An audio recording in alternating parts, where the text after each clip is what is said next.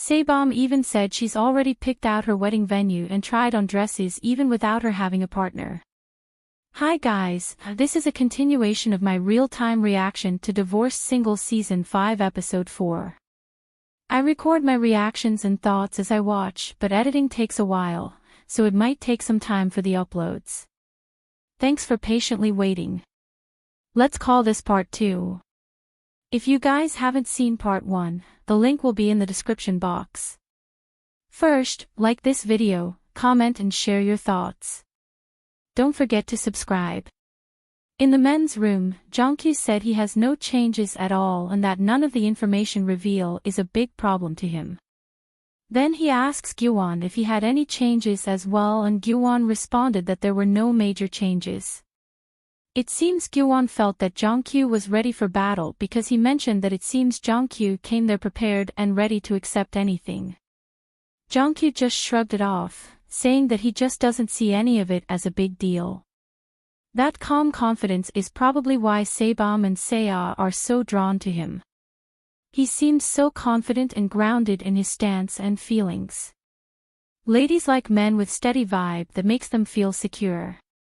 Without wasting any time, Jongkyu headed to Seya's room. While she was having a conversation with Saebom, she was still bothered about the information she saw. He knocked on their door and invited her to come eat downstairs. When the group gathered again, it was hard to miss that Min Sung was looking pretty red. Sujin straight up asked if he'd been crying. Min Sung admitted he almost did. Ouch. He even kept his distance from Saebom, sitting across from her instead of next to her. Awkward, right? Meanwhile, Haekang quietly took a seat next to Gyuduk, who immediately started caring for her by offering her a bowl. Their conversation was interesting, especially when Sujin suggested they all visit Jeongju next time since she knows the place well. Gyuwon quickly shut that down, saying he'd never go back because it was where he had his honeymoon. While everyone laughed, Haekang revealed she didn't have a honeymoon at all. When asked why, she said that she proposed and after that she didn't go on a honeymoon. Guys, I'm also confused. I have no idea if she meant she proposed skipping the honeymoon, or that she proposed to the guy to marry her and couldn't go on a honeymoon because of that. Then Saebom also chimed in that she also didn't have a honeymoon in her last marriage, and the panelists guessed it might have been because of the pandemic. But Sujin dropped the real bombshell that she didn't have a wedding. The room went silent, and honestly, I was left wondering what her marriage was like. Because I'm wondering, why didn't she have a wedding? Was that the man's wish or hers? It's really hard to picture the kind of experience this lady must have endured in her previous marriage. But yet again, I love her positive mindset. I also love how she and Saebom support each other. After that moment of silence, Saebom said, even though it makes her upset, she's just focusing on doing better next time, and Sujin agreed, adding that no matter who she marries, she's got plenty of plans for the future. Saebom even said she's already picked out her wedding venue and tried on dresses even without her having a partner. They all smiled and ended with a toast, and honestly, I'm raising my glass with them. Cheers to better days ahead. Hopefully they can snag the men of their dreams, so we can all witness this beautiful wedding they already got mapped out. I really admire their positive outlook. Then Gyuwon chimed in with a bit of a curveball, saying he's not really keen on having a wedding if he remarries. He even wondered if it's appropriate to have one since it would be his second time around. Saebom quickly reassured him, saying it's definitely possible, especially if the other person is also divorced. At first, I was thinking, Gyuwon, why would you say such when the ladies are busy dreaming about their future weddings?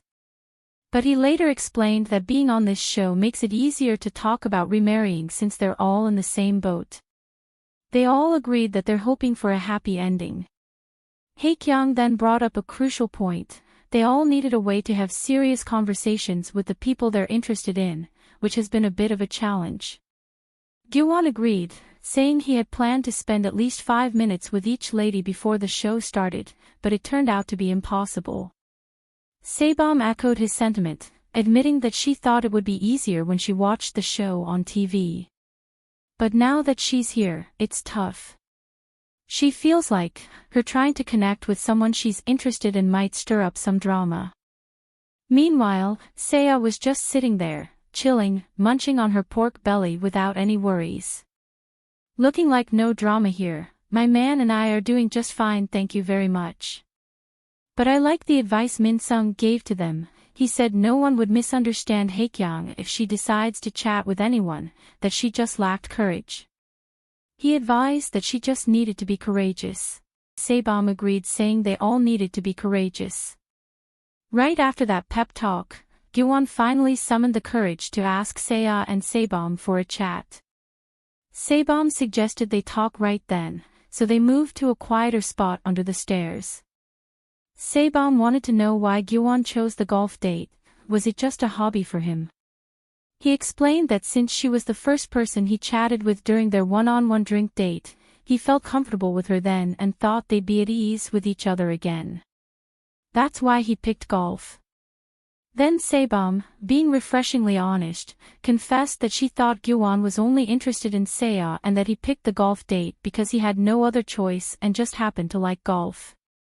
Guan laughed, realizing she had completely misunderstood him. He cleared it up, saying he didn't choose golf because he's a fan of it. After all, he isn't on the show to play golf.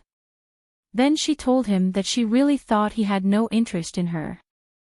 Well, she thought wrong. In her interview she said she noticed Jongkyu was nervous during the date, so she knew he was into her. But now, all those little observations are being wasted because Min Sung decided to fold after seeing she has a child. Honestly, most women wouldn't give Min Sung a second thought after this behavior. I wish he had managed this situation better. Back to their conversation. Guan asked her how many people she was interested in and she said 2. When he asked who the 2 were, she hesitated, still figuring out how to answer. Just then, Jongkyu walked by, cutting their conversation short. Eventually, they both agreed they have just 3 days left and need to make the most of it. Sebom appreciated they had the chance to chat and offered to call up Seya for him. When she got to Seya and asked if she wanted to go chat with Guan, Jongkyu was already sitting beside her, and he asked Sebom, "Oh, he isn't coming here to chat, she has to go meet him?" I was like, "Brah, you are not even dating this girl yet, why are you so possessive?" Anyways, Sebom told Seya that she could take her time, that she offered to call her up for him, so she could join Guan under the stairs. Seya decided to meet up with Guan, leaving Jongkyu looking helpless and maybe a little scared. At this point, we might as well start calling them husband and wife. Finally, Guan got his chance to talk with Seya, but he looked so nervous and uncomfortable. The conversation started off pretty awkward and you could almost feel the tension through the screen. She already has a wall up because when he tried breaking the ice and asked her if she's had drinks, she replied with another question saying, "Are you asking if I had some alcohol?" Ouch, I felt that, she's a cold lady lol. My guy quickly changed the subject, then he gently told her that he knows she's already serious with someone but he was wondering if it was still okay to talk to her privately. So she asks him why he was curious about her. He told her he chose her for his first impressions, then she asked him why. He said she was the last person to come in and when she entered, her image was very good. She smiled and said thank you. Then he asks if there's room for others and she said she was open to talking a bit more. She didn't say whom she was interested in talking to more, is she interested in talking to others or to just one person? The answer is quite clear. She's fully booked by Jongkyu in my opinion, unless new participants will be joining in to shake things up, which I really doubt considering how this show is made. But right after making the unclear statement about wanting to talk more, she added that she prefers men who take the lead and approach her first. She mentioned that the person she was thinking about just came into her room and made the first move. They had a good chat and connected well, so it was hard for Guan to approach her. She said this smiling shyly as she spoke, and Guan responded that it was his problem, simply implying it wasn't her fault, Then she made a nice statement too. She said their timing was just off and he shouldn't see it as a flaw on his part. Personally, I think Guan was over her from the moment she said come back in 10 minutes. That's a blow to anyone's pride, especially on a TV show. But I feel like he still wanted to talk to her just to feel her out and make sure to know if they have a romantic connection or not. The MCs think that she's opened up a little space for him, but I disagree. To me, she was indirectly telling him why she prefers Jongkyu. He was proactive, they communicated well, and their timing was just right. That is like putting a full stop to his feelings. There's nothing more to be said, end of story. No more romantic progressions between these two. Thanks for watching this video. Stay tuned for the final part of this episode. In the meantime, remember to like this video, it means a lot, and don't forget to subscribe. Thanks for watching, hit the like button and subscribe if you want more content like this. Bye.